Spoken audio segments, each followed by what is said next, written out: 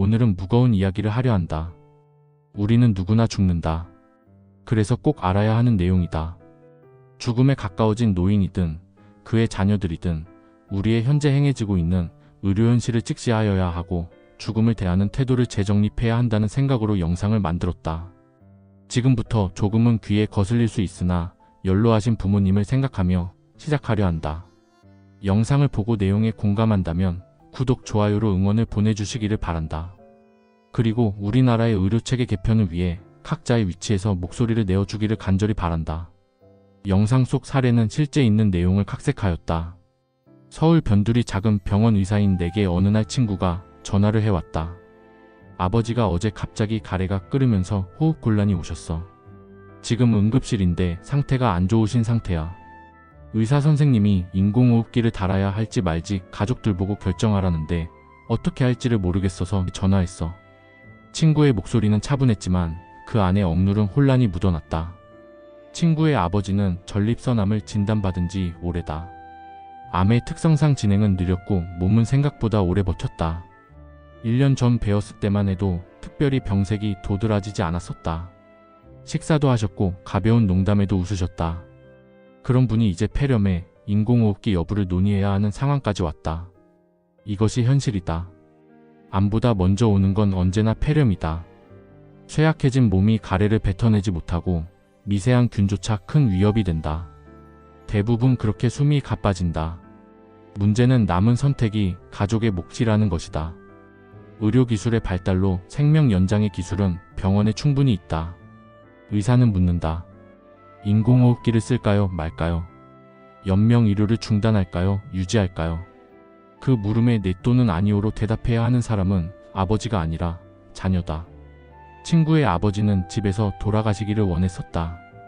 몇 달 전만 해도 친구는 그렇게 말했었다.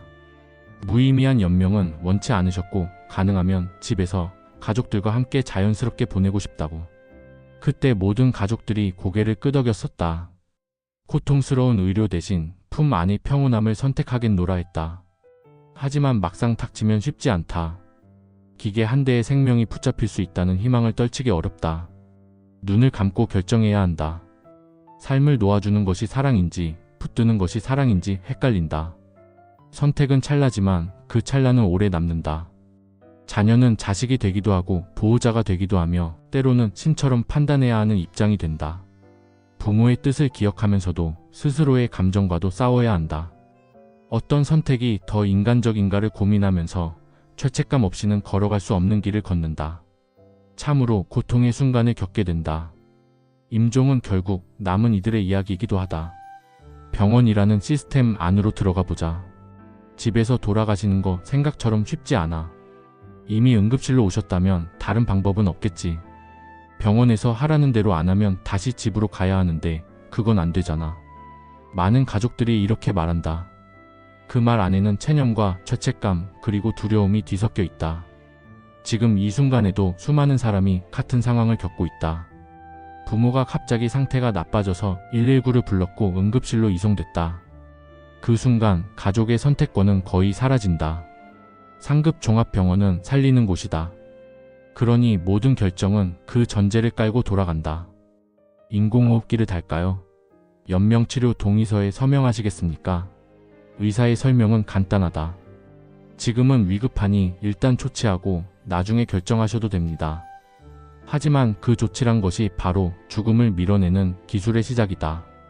그리고 그것은 대부분 되돌릴 수 없다. 몇 시간을 넘기지 못할 수도 있지만 며칠을 버티는 경우도 있다. 운이 좋으면 일주일, 더 길면 한 달, 아니면 몇 달. 그 시간 동안 환자는 의식 없이 기계에 연결돼 누워있고 가족은 매일 결정하지 않은 결정의 무게를 짊어진다. 의료진은 환자의 생명을 연장한다. 시스템은 정확하다.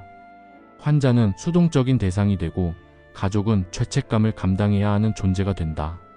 의료는 설명했으니 책임은 가족에게 있다. 여기서 효도라는 단어가 슬그머니 끼어든다. 생명 연장을 거부하면 불효가 될까? 마지막까지 최선을 다하지 않았다는 말이 나올까? 이 사회는 아직도 그런 시선을 가족에게 들이민다. 그러나 묻고 싶다. 최선이란 무엇인가? 고통 없이 보내드리는 일과 하루라도 더 붙잡는 일 중 무엇이 진짜 사랑인가? 병원은 시스템이다. 그 안에서 환자와 가족은 봉이 되기 쉽다. 모든 선택이 돈이 되고 시간이며 기록이다. 가족이 원했습니다. 라는 한 줄이면 모든 정당화는 끝난다. 하지만 가족은 단지 당황했고 혼란스러웠고 그저 사랑하는 일을 놓고 싶지 않았을 뿐이다. 진짜 어려운 건 사랑을 놓는 일이다. 사랑해서 보내드릴 수 있는 용기. 효도란 끝까지 붙드는 것만이 아니라 고통을 함께 감당하며 떠나보내는 선택일지도 모른다. 인공호흡기를 단다는 건 단순히 숨을 쉬게 해주는 일이 아니다. 몸이 기계를 받아들이려면 필연적으로 강한 진정제가 필요하다. 기계 호흡의 반응에 몸이 저항하지 않게 하려면 결국 자발적인 호흡 중추까지 마비시키는 수밖에 없다. 그렇게 환자는 깊은 무의식으로 떨어진다. 몸은 숨을 쉬지만 그건 스스로가 아니다. 사람은 거기 있지만 동시에 거기 없다. 이 과정을 설명받을 때 많은 가족은 충격을 받는다.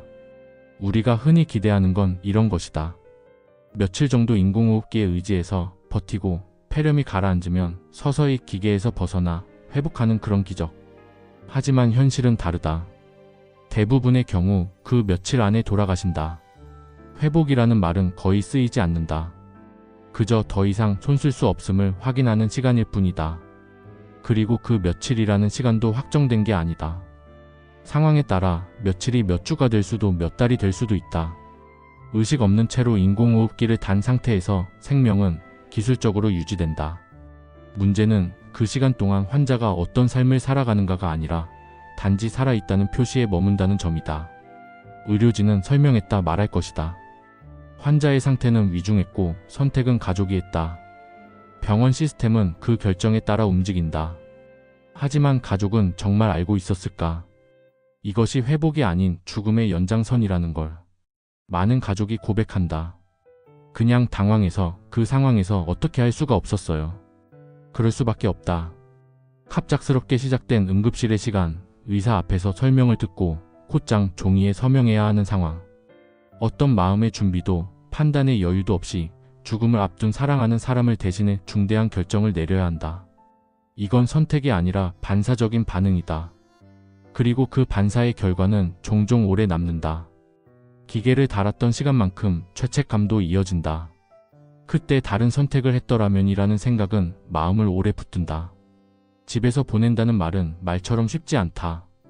많은 가족들이 말한다. 부모님이 원하셨어요. 가능하면 집에서 조용히 돌아가시길. 그 바람은 진심이다. 병원의 차가운 조명보다 익숙한 방 안에서 가족의 손을 잡고 떠나보내는 마지막은 분명 더 인간적이고 따뜻해 보인다. 하지만 현실은 쉽지 않다. 막상 임종이 가까워지면 가족은 공포에 휩싸인다. 호흡이 가빠지고 의식이 오락가락하며 가래가 끓고 체온이 떨어지기 시작할 때 이게 정말 자연스러운 과정인지 아니면 방치하고 있는 건지 헷갈린다. 이렇게 두면 안 되는 거 아닐까? 내가 뭘 잘못하고 있는 건 아닐까? 그럴 때 필요한 건 의료적 개입이 아니라 의료적 확인이다. 죽음을 앞두고 있는 이가 지금 잘 떠나고 있는지, 고통은 없는지, 이 상태가 정상적인 과정인지를 설명해줄 누군가가 필요하다. 그러나 그런 역할을 해줄 완화 의료 시스템은 아직 환자 곁에 없다. 말로는 호스피스가 있고 완화 의료센터가 있다지만 대부분은 큰 도시, 큰 병원에 집중돼 있다. 예약은 어렵고 수용 인원은 부족하다. 결국 많은 가족들이 원하면서도 가지 못하고 집과 병원 사이에서 갈팡질팡한다. 사실 가족이 원하는 건 거창한 치료가 아니다. 단지 누군가 지금 이 과정은 자연스럽습니다. 잘하고 계세요. 괜찮습니다. 라고 말해줄 사람, 필요할 때 잠깐 와서 손 잡아줄 사람, 고통을 줄이기 위한 최소한의 조치를 취해줄 사람이 필요할 뿐이다. 우리의 현실은 그게 없다. 그래서 결국 병원으로 간다. 기계를 달고 깊은 진정에 빠지고 그곳에서 차갑게 단절된 채로 눈을 감는다. 죽음을 집에서 맞이한다는 건 가족에게 큰 책임을 요구하는 일이다. 이 책임을 무겁게만 만들 것이 아니라 함께 나눌 수 있는 시스템이 있어야 한다. 그래야 죄책감이 아니라 평안으로 이별할 수 있다. 현재 우리 사회는 죽음에 대해 말하지 않는 사회 분위기다. 우리 사회는 여전히 죽음이라는 주제를 꺼린다. 누군가가 삶의 마지막을 준비하겠다고 하면 그런 얘긴 나중에 해라며 대화를 피하고 가족끼리도 임종에 대한 이야기를 꺼내는 걸 불편해한다. 그렇게 말하지 않은 채로 시간은 흐르고 죽음은 예고 없이 찾아온다.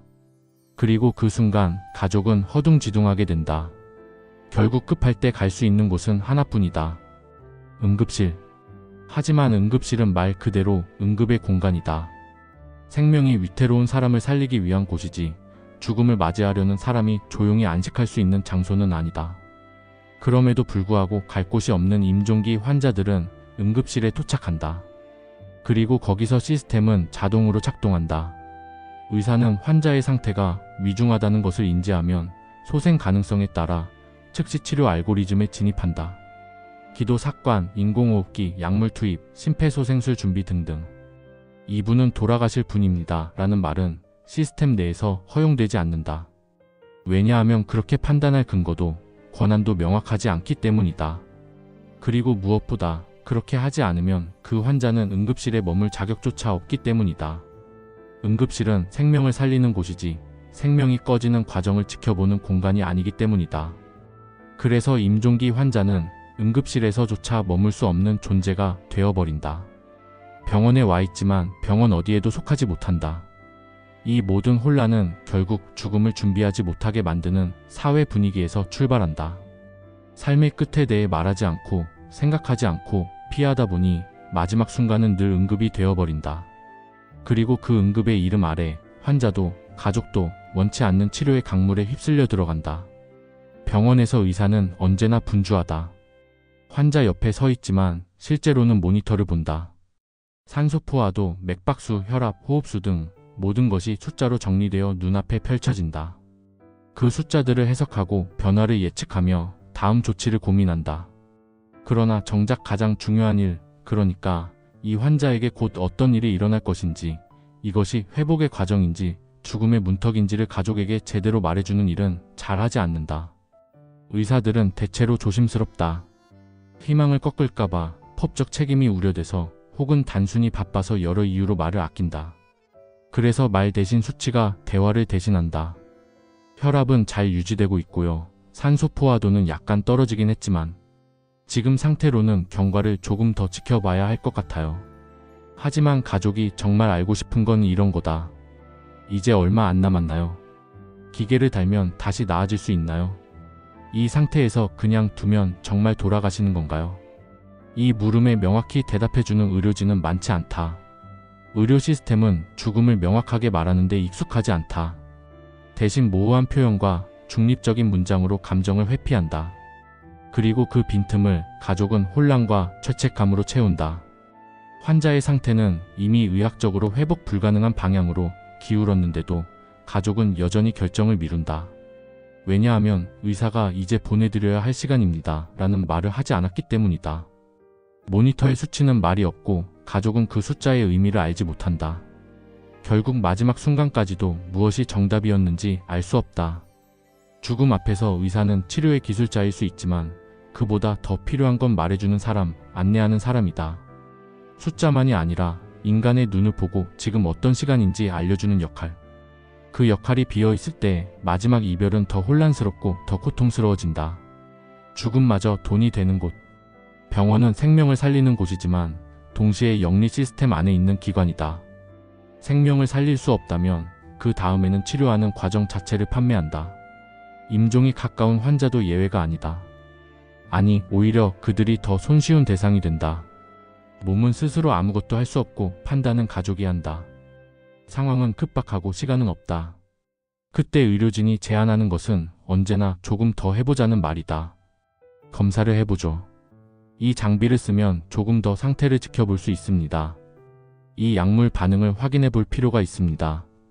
이미 회복 가능성이 거의 없는 상태에서도 CT, MRI, 혈액검사, 호흡기 장비, 모니터링 시스템, 고가 약물 투여가 반복된다. 물론 일부는 의료적으로 필요한 절차일 수 있다. 그러나 그것이 생명을 구하기 위한 것인지 아니면 청구 가능한 의료행위를 위한 것인지 그 경계는 흐릿하다. 결과적으로 임종기의 환자는 죽음을 연기하기 위한 장치 속에서 하루하루를 고가의 비용으로 살아간다. 그리고 그 부담은 온전히 가족의 몫이 된다. 며칠간의 중환자실 입원, 고가의 장비 부착, 수많은 검사. 결국 남는 건 수백만 원, 많게는 수천만 원에 이르는 병원비다. 사랑하는 사람을 지키고자 했던 선택이 어느새 경제적 파탄과 감정적 후회로 이어진다. 죽음을 맞이할 권리는 인간에게 있어야 한다. 그러나 지금의 병원은 죽을 권리를 보장하지 않는다. 살릴 수 없는 생명을 살리는 척하면서 그것을 통해 돈을 번다. 환자는 고통받고 가족은 혼란스럽고 병원은 수익을 남긴다. 이것이 우리가 마주한 의료 시스템의 민낯이다. 죽음조차 소비되고 가족의 마음은 청구서 한 장으로 남는다. 그렇다면 우리는 어떻게 죽음을 맞을 것인가? 우리는 누구나 죽는다. 그러나 지금 이 사회는 죽음을 준비할 기회를 주지 않는다. 말하지 않게 하고 준비하지 못하게 하고 결국 가장 급박한 순간에 가장 비싼 선택을 하게 만든다. 죽음은 응급이 아니다. 그건 인생의 마지막 과정이고 그 과정은 존엄하게 관리되어야 한다. 환자는 기계에 묶인 채 무의식으로 연명하는 대신 고통을 줄이며 사람으로서 마지막 시간을 보내야 한다. 가족은 치료라는 이름의 고문에 연루되지 않아야 하며 경제적 정서적 파산에 내몰리지 않아야 한다. 의료는 살릴 수 없을 때 놓아줄 수 있어야 한다. 그리고 사회는 죽음을 터부시하지 말고 누구나 자신의 마지막을 이야기할 수 있게 해야 한다. 그것이 변화의 시작이다. 우리는 언젠가 모두 그 자리에 선다. 그때 더 이상 응급실이 아닌 따뜻하고 준비된 이별의 장소를 선택할 수 있는 사회가 되어야 한다. 결국 친구의 아버지는 인공호흡기에 2주일 동안 의지하다가 임종하셨다. 마지막 모습은 그 어느 가족도 볼 수 없었고 생각보다 많은 병원비는 남은 가족들에게 큰 부담으로 남았다. 결코 아버지가 원하던 마지막 모습이 아니었음을 밝힌다.